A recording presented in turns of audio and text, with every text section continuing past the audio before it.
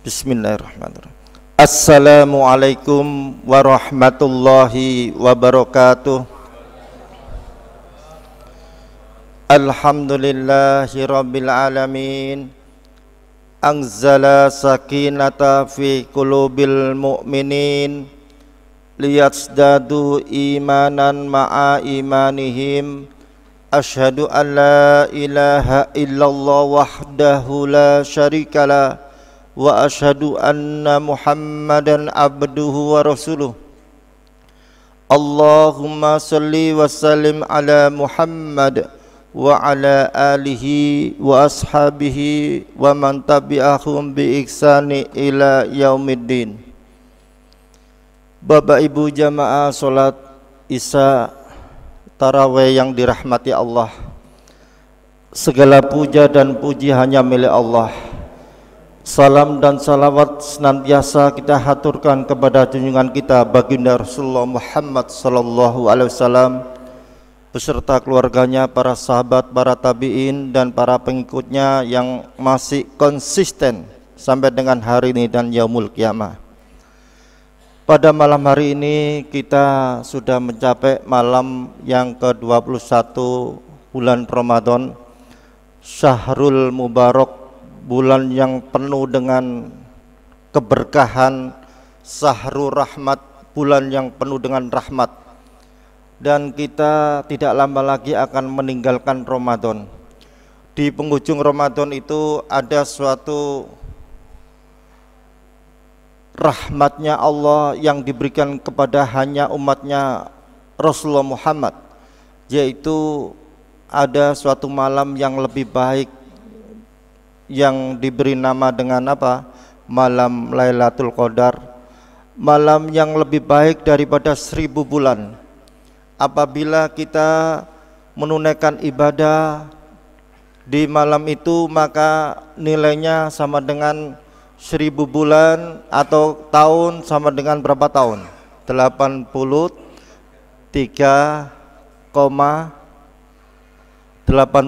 tahun. Berapa bulan? 4 bulan. Maka pada malam hari ini kita disunahkan. Artinya disunahkan ini Rasulullah ketika di malam 10 hari terakhir itu Rasulullah mengikatkan pinggangnya. Artinya Rasulullah itu di malam-malam harinya lebih banyak untuk beribadah kepada Allah. Beribadah kepada Allah dalam artian lebih banyak vertikal, hablum minallah, hubungan langsung dengan Allah. Maka sesungguhnya 10 malam hari yang terakhir itu ada ibadah hablum minallah itu yang disebut dengan apa? Iktikaf. Iktikaf. Rasulullah pun sama melakukan iktikaf. Ada istilah iktikaf sebelum Islam itu atau wahyu Allah diturunkan, yaitu Rasulullah itu istilahnya bertahanut. Bertahanut di mana? Di gua apa? Di gua Hira. Sampun saking mriku Bapak Ibu sekalian. Saya doakan bisa umroh, nanti kita ziarah di Gua Hira. Alhamdulillah saya kemarin bulan Januari sudah sampai sana. Gua Hira itu begitu terjal sampai di atas, Masya Allah. Jadi Rasulullah itu ada gua itu tidak besar, tapi sempit masuknya itu ya lumayan ya. Jadi bagi yang gemuk kemungkinan sulit. Dan sempit, kemudian karena suasana malam. Dan perjalanannya itu begitu, namanya pegunungan, dan gunung di sana itu gunung batu. Gunung batu itu tidak ada tumbuh-tumbuhan. Jadi kalau kepreset itu langsung apa? ya jatuh langsung luar biasa jatuhnya, seperti hanya di jurang gitu. Dan jalan yang dilalui itu juga jalan setapak, jalannya tidak besar, istilahnya rotok, basa Jawane rotok ngerengkel. Itu yang dilakukan Rasulullah, bertahan di sana sampai wahyu pertama turun, surat apa? Al-Alaq ayat 1 sampai dengan ayat 5. Kemudian kita pun sama, itikaf itu sama. Itikaf itu ketika kita di 10 malam hari terakhir itu adalah kita berhubung langsung dengan Allah. Apa yang dilakukan itu? Yang dilakukan adalah yang pertama, ketika Rasulullah itu di bulan Ramadan tentu melakukan sholat. Sholat itu ala dzikri. Sholatlah untuk mengingatku. Artinya sholat itu untuk mengingat Allah. Ya, as-sholatu li dzikri. Ya, di dalam surat apa itu? Jadi as-sholatu li dzikri. Sholatlah untuk mengingatku. Jadi lebih banyak untuk ingat kepada Allah. Sedangkan di zaman Rasulullah itu sholatnya tidak berjamaah seperti kita ini. Sholatnya apa? Sendirian di masjid. Dan Rasulullah itu ketika di masjid ya, ketika sudah menjelang malam itu sampai subuh, sampai disisiri. Dan sholatnya Rasulullah itu panjang sekali, makanya dinamakan taraweh. Taraweh itu artinya apa? Istirahat. Yang dilakukan oleh Rasulullah itu banyak riwayat itu bahwa Rasulullah itu sholatnya tidak lebih daripada 11 atau 13, ya, bisa dilakukan duanya 6 kali, yang terakhir 1 kali. Ya, kemarin saya melakukan sholat itu di mana? Di masjid dakwah Karangpilang di perguruan Muhammadiyah. Kemudian di sini 443. Rasulullah juga melakukan 443 sama. Ya, jadi riwayat itu ada semacam itu. Kemudian para ulama setelah khalifah itu sampai, kalau di Mekah nanti bisa melihat ada melaksanakan sholat tarawih itu ketika sudah pertengahan malam, ya. Sholatnya berapa rakaat? Berapa? Ya, 13 rakaat. 2 rakaat iftitah, kemudian sisanya 2 rakaat, tapi yang terakhir tetap 1 rakaat, ya. Itu. Tapi tidak seperti kita di sini. 1 rakaat itu panjang, ya. Sama yang dilakukan Rasulullah itu juga panjang. Kalau kita di sini dilakukan itu sudah banyak yang ngambruk, ya. Jadi 1 malam itu minimal 1 juz. 1 juz itu berapa halaman? Loh, bukan tergantung, standar sama, ya. 1 juz itu berapa halaman? Loh, kok 9? 1 juz oh enggak ditinggali. 19. Sama semua 19, ya, 1 juz itu. Jenengan tinggali. Oke. Dan 19 itu kalau Rasulullah itu lebih dari 19.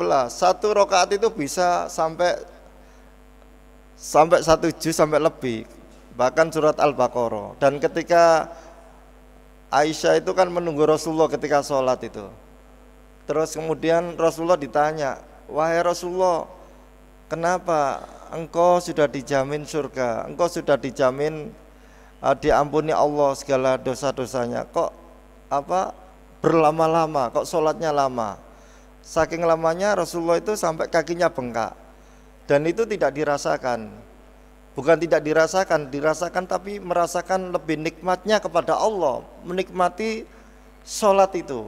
Nah, ini nanti kuncinya bagaimana bisa itu, ya. Apakah kamu tidak ingin aku sebagai abdan syakuro, hamba yang selalu bersyukur kepada Allah?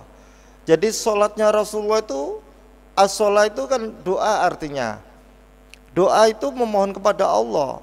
tetapi dalam hati tidak sekedar bahwa Rasulullah itu memohon kepada Allah, tidak, tetapi merasakan bahwa dia sangat bersyukur kepada Allah.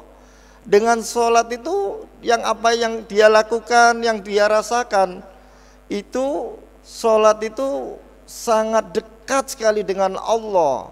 Dan sholat itu adalah sarana komunikasi dengan Allah, isti'anah. Maka di dalam surat Al-Baqarah itu wasta'inu bis-sabri washolah wa innaha lakabiratun ila alal khasiin. Mintalah kamu tolong kepada Allah dengan sabar dan sholat. Sesungguhnya sholat itu berat kecuali orang-orang yang khusyuk. Jadi kuncinya sholat itu adalah khusyuk ini. Kalau sholatnya itu bisa merasakan berarti sholatnya khusyuk. Kemudian siapakah yang khusyuk? Ini Quran sendiri yang mengartikan, bukan saya ya. Ayat selanjutnya, siapakah yang mereka khusyuk? Alladzina yadunnuna annahum mulaqu rabbihim wa annahum ilaihi rajiun. Yaitu orang-orang yang merasa apa? Merasa mulaqu rabbihim, bertemu dengan Allah ya. Dan dia merasakan bahwa sesungguhnya cepat atau lambat dia akan kembali kepada Allah. Artinya dia akan mati ya. Sedangkan kematian itu adalah kita tidak tahu kapan waktunya dan kapan tempatnya, tetapi kita ingat wala ya ayyuhalladzina amanu ista'inu bisabri wassalah innallaha ma'as-sabirin wala taqulu lima yuqtalu fi sabilillahi amwat. Dan janganlah kamu mengatakan orang yang mati di jalan Allah itu mati, akan tetapi ahyat, hidup. Walakin la tasyurun, akan tetapi kita tidak menyadari. Sehingga kalau orang sholat itu para jamaah sekalian, yang pertama kenapa dia bisa khusyuk? Karena saat itu dia, bahasa gampangannya itu bercinta dengan Allah, dengan melakukan memuji Allah. Isinya sholat itu hanya dua, yaitu apa? Pujian kepada Allah, semuanya mulai Allahu Akbar, Allah Maha Besar, semuanya memuji Allah. Ada takbir, tahmid, tahlil, dan berdoa kepada Allah. Dan doa itu sama, doa umukul ibadah. Doa itu juga merupakan otaknya ibadah. Artinya doa itu merupakan juga memuji Allah. Dua-duanya sama. Dan ketika memuji kepada Allah itu sungguh itu merupakan abdan syakura. Kita merasa syukur kepada Allah. Karena apa? Allah sudah memberikan kepada kita nikmat la tuksuha yang tiada bisa terhitung. Dan nikmat Allah yang paling besar yaitu nikmat iman ini. Dan nikmat yang paling besar itu yaitu nikmatnya kita bisa khusyuk bertemu dengan Allah itu kita rasakan. Nah, kemudian kok bisa bertemu dengan Allah itu apa? Gimana? Ketemu Allah itu di mana? Ayat juga wa idza sa'alaka ibadi fa inni qarib. Dan apabila hambaku bertanya tentang aku siapa? Allah. Fa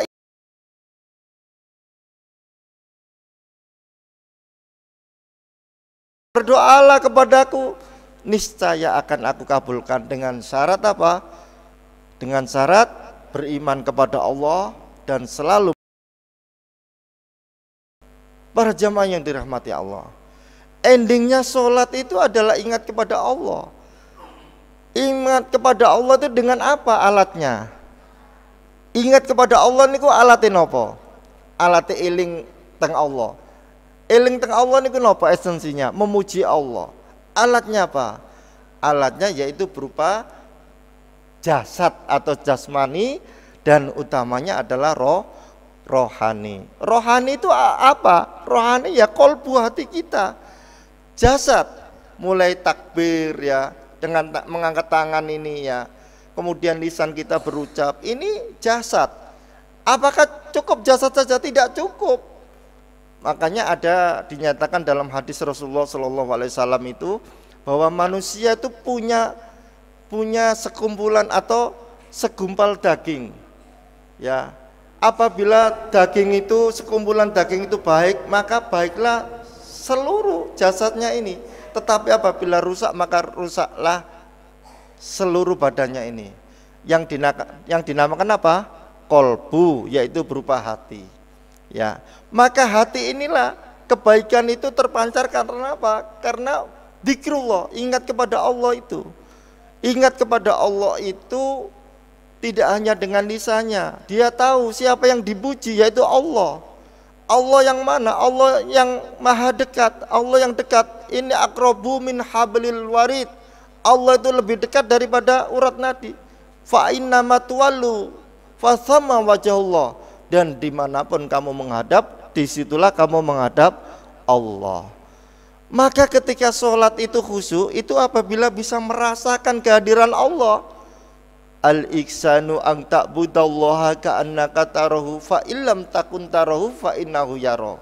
Maka seorang beribadah itu adalah apabila dia merasakan bahwa bisa melihat Allah, merasakan bahwa dia melihat Allah. Akan tetapi kalau dia tidak bisa melihat Allah, artinya tidak bisa melihat dengan mata, maka harus dirasakan dalam hati, Allah selalu melihat kita. Ya, intaku miskola habati min khordalin fatakun fi syokratin au fis samawati au fil ardi ya'ti biha Allah. Sesungguhnya batu yang ada di langit yang tersembunyi sebesar biji jaro atom, tersembunyi di atas langit maupun bumi, Allah itu senantiasa mengetahui. Innallaha latifun khabir, dan Allah senantiasa maha halus dan khabir, maha mengetahui. Dan Allah itu muhitum bil kafirin, Allah itu meliputi seluruh alam semesta ini, Allah meliputi orang-orang kafir juga. Ya, jadi tidak ada yang lepas dari Allah semuanya. Dan itu kita rasakan kehadiran Allah itu. Maka pun juga demikian ketika kita sholat. Setelah sholat, itikaf itu kemudian kalau kita sudah sholat bagaimana? Apakah boleh sholat? Karena ada yang berpendapat seperti siapa? Ustadz Adi Dayat itu boleh sholat tahajud lagi. Ya wallahu alam bisawab ya. Saya tidak pada kapasitas kemampuan masalah itu. Ya, tetapi esensi daripada kita itikaf itu adalah zikrullah, ingat kepada Allah. Alladzina yadhkurunallaha qiyaman wa qu'udan wa ala junubihim. Ya, ingat kepada Allah itu dalam keadaan berdiri, dalam keadaan duduk, dalam keadaan berbaring. Sehingga kalau di masjid itu yang penting esensinya itikaf itu ingat kepada Allah. Jenengan berdiri sholat ingat kepada Allah, dengan lisan kita, dengan berdiri ini semuanya kita arahkan, fokuskan untuk menyembah kepada Allah. Ya, termasuk mungkin membaca Quran itu kita fokuskan, tidak hanya kita membaca tartil, tapi fokuskan hadirnya Allah di dalam hati kita. Innamal mu'minuna alladzina idza dzukirallahu wajilat qulubuhum. Wajilat qulub. Jadi alatnya ini adalah qulub, ya. Orang yang senantiasa, ciri orang-orang yang beriman itu hanyalah orang-orang yang ingat kepada Allah. Ingatnya kepada Allah itu sampai pada qulubihim, hatinya. Jadi tidak hanya lisannya subhanallah, tapi hati ini lali nang Gusti Allah. Maka orang Jawa mengatakan jingling nang Gusti Allah. Kalau Rasulullah dulu bertahanut, ya. Jadi berdua-duaan dengan Allah. Maka pun itikaf juga demikian. Monggo itikaf ini manfaatkan 10 hari yang terakhir itu kita berdua-duaan dengan Allah. Yang tahu kita hanya dengan Allah sudah. Manfaatkan Ramadan itu sebagaimana Rasulullah memanfaatkan Ramadan itu. Dan itu sungguh sangat nikmat sebagai puncak healing. Healing itu apa? Puncak relaksasi. Relaksasinya umat Islam itu bukan di tempat-tempat apa? Kafe-kafe yang hingar-bingar, tidak. Justru mencari ketenangan itu ala bidzikrillahi tatmainul qulub. Dengan ingat kepada Allah itu hati akan menjadi tenang. Allahu Akbar, Allah yang maha besar. Sudah, jenengan cari sendiri itu zikir, ingat kepada Allah. Nanti insya Allah akan menemukan. Ya, maka mari. Jadi nilai 1000 bulan itu nilainya bukan sekedar pahala, tetapi nilainya itu dengan ingat kepada Allah itu sungguh luar biasa, sangat nikmat. Bahkan para sahabat itu ketika terkena panah kakinya itu, terus bagaimana mencabut anak panah di kakinya itu, yaitu ketika sedang sholat, ketika ruku. Karena ketika ruku itu sudah artinya khusyuk, dan itu sangat menikmati. Subhanakallahumma wa bihamdika. Subhanakallahumma apa gimana? Subhanakallahumma Subhanakallahumma wa bihamdika Allahumma ighfirli. Maha suci Engkau ya Allah. Jadi kita memahami, merasakan maha suci Engkau ya Allah, yang tidak ada sedikit pun celah salahnya Allah. Subhanakallahumma wa bihamdika, dan segala puji bagimu ya Allah. Allahumma ighfirli, dan ampunilah aku. Sudah, itu suatu kenikmatan yang luar biasa. Sampai dia rasakan, kemudian dicabut. Dicabut bukan tidak sakit-sakit, tetapi sakitnya itu bisa dikalahkan dengan relaksasi. Nikmatnya dia ingat kepada Allah. Para jamaah sekalian, mungkin waktunya terbatas. Inilah pengantar kami untuk masalah itikaf yang lebih mendalam. Billahi taufiq wal hidayah. Wassalamualaikum warahmatullahi wabarakatuh. As-salatul jami'ah.